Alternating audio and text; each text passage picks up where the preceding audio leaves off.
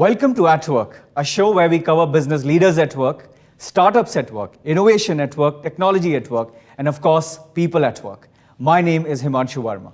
My guest on At Work today is a gentleman who truly embodies the expression wearing multiple hats. And he does so with great aplomb and amazing ease. Puneet Pushkarna, welcome to At Work. Thank you, Himanshu. Thank you for having me on the show. Serial entrepreneur, general partner of the private equity firm Solmark, chairman of TiE Singapore, global board member of TiE, vice president of Singapore Indian Fine Arts Society, or CIFAS as we know it. Puneet, I'm sure I'm missing a few things here. Help me out.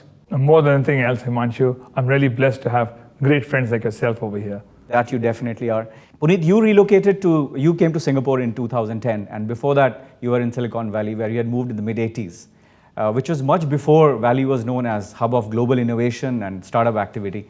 But you're from Delhi. So tell us about your journey from Delhi to Singapore.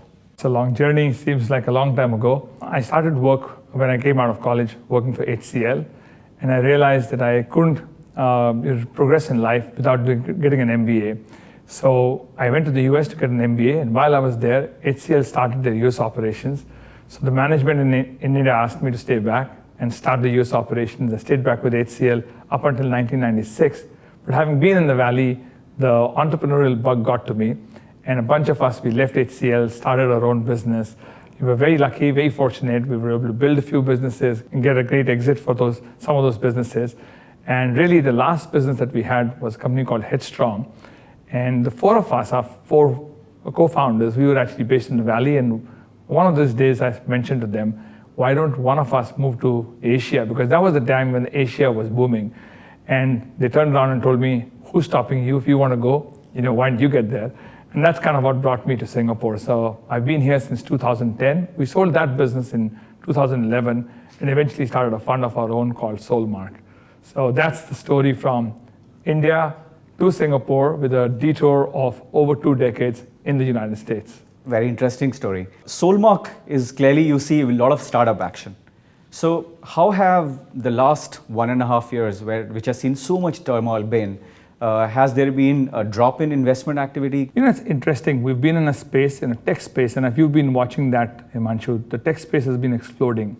In fact, tech companies have done really, really well because whilst physically we couldn't move and engagement physically stopped, the digital environment really took off, and tech companies enabling people to work from home, enabling people to collaborate, getting things done efficiently, shortening the space for a supply chain, etc. All of that was tech enabled.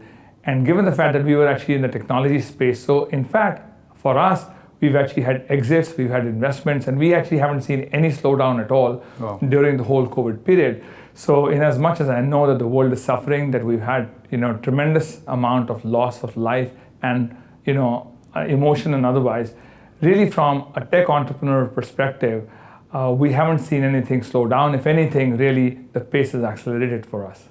So changing gears, Puneet, tell us about TiE. What's the agenda?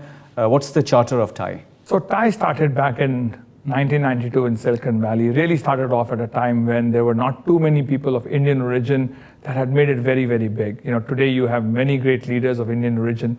So you have people of Indian origin that can look up to those people, or the world at large can look up to them. But at that point in time, there were not that many people. There were a few successful entrepreneurs in the Valley that said, hey, if we need to be the role models, then we must actually come together, set up an organization that not only provides mentorship and role models for these folks, but also can invest into these people. So that's how TiE started back in Silicon Valley. The idea then became very popular. From Silicon Valley, we then started chapters in other parts of the US, in Boston, Atlanta, LA, New York, Chicago, etc. And eventually we went overseas as well. Today, TiE has over 60 chapters across the world. The chapter in Singapore started in 2002, and it's a very, very thriving chapter. And I just feel very, very lucky that, I got associated with TiE at a very early stage. How was 2020 for you? 2022 was very interesting because much of our coaching, mentorship, etc. is based on actually physical get-togethers. So when COVID hit us, like everybody else, we were very afraid what's going to happen. But eventually, as the world at large has recognized that the digital channel is not just a bad proxy, but really a very, very good substitute or a very good medium for us to engage. And it's not engagement locally, but it's actually engagement globally, because in the digital world, you don't have the physical barriers as you would in a physical listing. So actually, we've had many more programs in 2020. We've had much larger global engagements, and our bottom line has been a lot better in 2020. Well, I think one of the great achievements for you has been, which goes both ways, giving the Lifetime Achievement Award to Bill Gates. And I would like our viewers to listen to this fantastic message Bill Gates gave for TiE. It's an honor to receive this prestigious award from TiE. I'm sorry I can't be with you and my fellow recipients there to accept it, but I want to share a few thoughts about why your work is so important. I've always believed that innovation is the key to solving the world's toughest challenges, whether it's stopping a pandemic, avoiding a climate disaster, or just raising human productivity. But as Paul Allen and I experienced with Microsoft, innovators can't make it on their own. They need partners, supporters to help them make sure their best ideas make it from the lab to the marketplace. For more than 27 years, TiE has been doing just that. You support great entrepreneurs around the world and in some of the most important fields in technology today. Your work is essential to fostering innovation and creating the better world we all want. Thank you again, and I hope you have a successful summit. Wow, Puneet, that's a great message. Were you personally involved in getting that message from one of the greatest entrepreneurs of all time? I can tell you, we were super excited, Himanshu. I sit on the TiE Global Board, and all the board members were extremely thrilled for a person like Bill Gates to go out there, be not just the recipient of the award, but actually take the time out to thank us for the award. I mean, he's truly inspirational. His entire life journey is one about entrepreneurship. So we were absolutely ecstatic that Bill Gates gave that speech, acknowledged the award, and really to us, he's a big, big motivation for many of our young entrepreneurs. Yeah, I mean, it's just not a regular thank you. He's got a very clear message on what he expects out of TiE. Absolutely. I mean, it's the very reason for existence for TiE is to foster entrepreneurship. And that's what Bill Gates, if you listen to the message, you can make out that he himself is very passionate about it. He wants to foster it. He's actually promoted it all along. And having somebody like him endorse the reason for his existence is fantastic. Yeah. So what's the plan for 2021? 2021, we're looking at, of course, hoping that there'll be a post-COVID world. If there is something called a post-COVID world, we hope that the pandemic is contained, if not completely eradicated. We hope that we will get back to our physical meetings. So there will be a hybrid moment for us. We will not abandon the digital channel. We found out that it is very, very encouraging. But we'll actually take the physical and the digital channel in a hybrid manner and move from there. Of course, the whole notion of entrepreneurship will continue.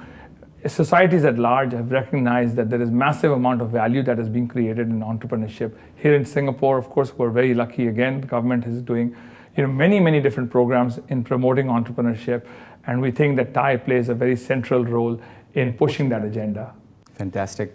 Puneet, we're going to wrap up the program with a quick rapid fire. So I'm going to ask you 5 questions. The only rules are that you can't take too much time to think about them. Oh, okay. Yeah. So we'll shoot. The first one, what is the first book which comes to your mind which you would give to a startup CEO? It'd be Shoe Dog by Phil Knight. It's a very inspirational story about how Nike was formed. Great recommendation. Your first paycheck? 1,200 rupees in 1985. Self-wealth management or a wealth manager?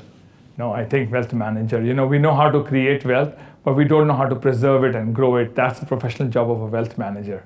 I know you're too far from retirement, but if you were to retire, which country will it be? It's a hard one to answer, but the fact that we live in Singapore today, the fact that we've actually had great dividends in Singapore, I would say this is the place that I would love to be. Great. And the last one from a serial entrepreneur, which is your most rewarding investment? I think really the investment into my own businesses, that has been the most rewarding investment. Not only have we had the pleasure of actually getting to enjoy the financial benefits, but we've also actually had the gratitude of the people who came and made that journey successful. We had gratification socially, emotionally. So really, I would say just our own businesses have been the best investment. Fantastic. Puneet, all the best to you for your various ventures and to TiE for 2021. Thank you very much for being on At Work. Thank you so much, Himanshu. Thank you for having me on the show. Truly enjoyed it. You guys do a great job. Keep at it. Thank you. If you enjoyed the interview, please press the like button, share it ahead, and definitely subscribe to Connected to India's YouTube channel. Thank you for watching.